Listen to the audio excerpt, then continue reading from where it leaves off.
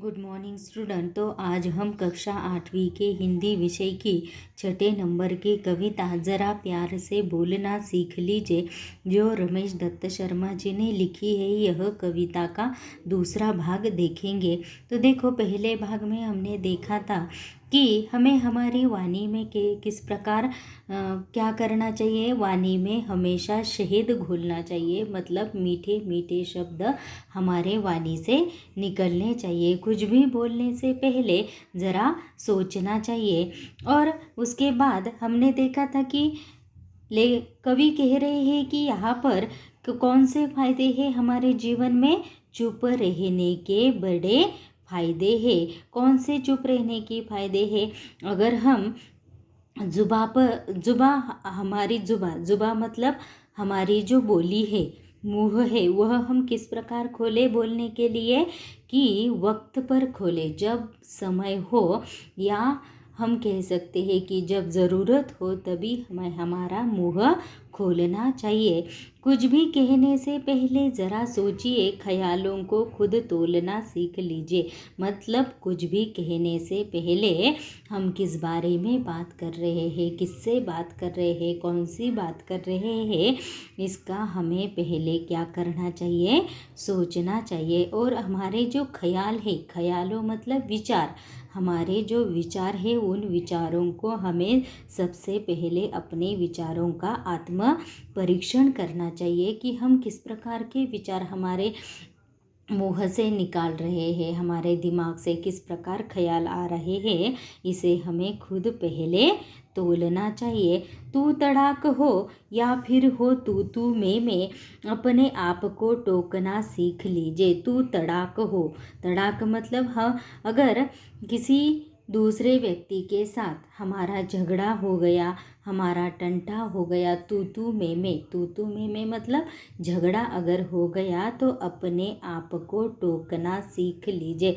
मतलब अपने आप को टोकना मतलब उस झगड़े में अगर किसी सामने वाले व्यक्ति से हमारा झगड़ा हो जाए तो हमें पहले क्या करना चाहिए, उस झगड़े में हमारी क्या गलती है, पहले खुद की क्या गलती है, यह सोचकर उस गलती को पहले सुधारना चाहिए और बाद में दूसरों की गलती निकालनी चाहिए। पटाखे की तरह फटने से पहले रोशनी के रंग घोलना सीख लीजिए। फटाखे की तरह, अगर हमें गुस्सा आ जाए, फटाखे की तरह फूटना मतलब ज़ोरों से गुस्सा आ जाना और गुस्सा या दूसरों पर गुस्सा निकालना। अगर हमें दूसरों पर गुस्सा निकालना है तो उससे पहले हमें क्या करना चाहिए, रोशनी के रंग घोलना सीख लीजिए। मतलब हमें हमारे गुस्से पर क्या कर लेना चाहिए, काबू कर लेना चाहिए। हमारा गुस्सा हमें नियंत्रित करना आना चाहिए। इस प्रकार अगर हम करेंगे तो ही हम दूसरों के मन में अपनी जगह बना सकते हैं।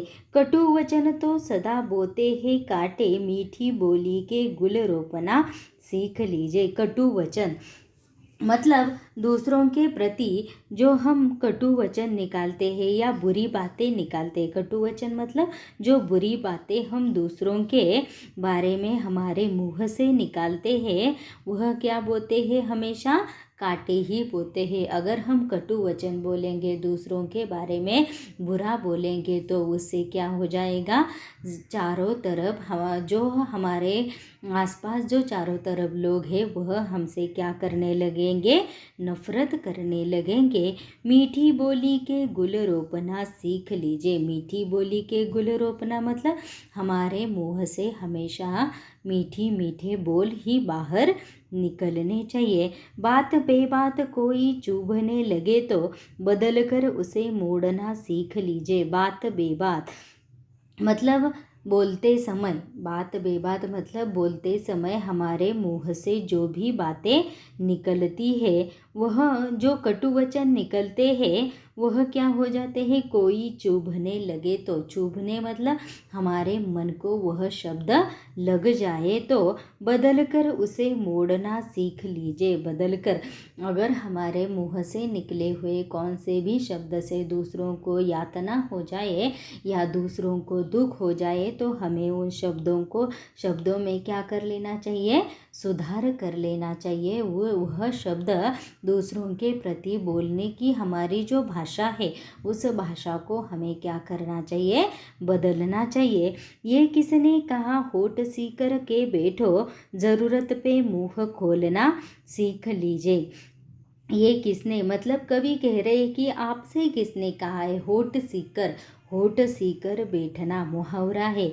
होठ सीकर बैठना मतलब कुछ भी न बोलना, बिल्कुल चुप रहना। मतलब कवि यहाँ पर कह रहे हैं कि हमें किसने कहा है कि तुमसे होठ सीकर बैठो, मतलब चुप ही बैठो। ज़रूरत पे, अगर ज़रूरत हो, आवश्यकता हो तो तुम्हें तुम्हारा मुंह खोलना ही चाहिए।